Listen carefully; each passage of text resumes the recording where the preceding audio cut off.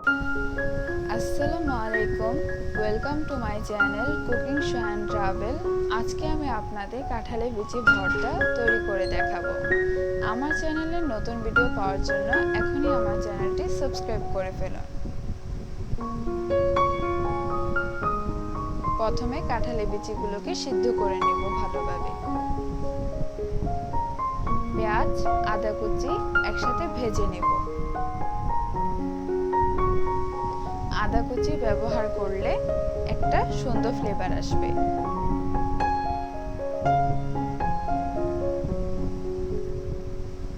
ভাজা হয়ে গেছে। এখন কয়েকটা কাঁচামরিচ ভেজে নেব। কাঁঠালের বিচিগুলোকে পাটার সাহায্যে বেটে নেব। এর ফলে একটা সুন্দর ফ্লেভার আসবে।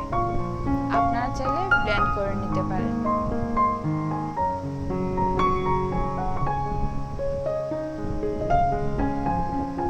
কাঁঠালের বিচি বাটা হয়ে গেছে। এখন কয়েকটা কাঁচামরিচ বেটে নেব।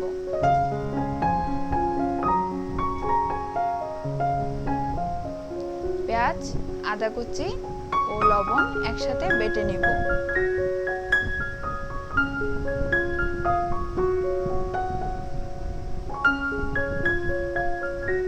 বাটা হয়ে গেছে।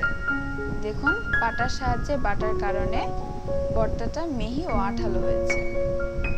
আশা করি আমার এই ভিডিওটি আপনাদের ভালো লাগবে।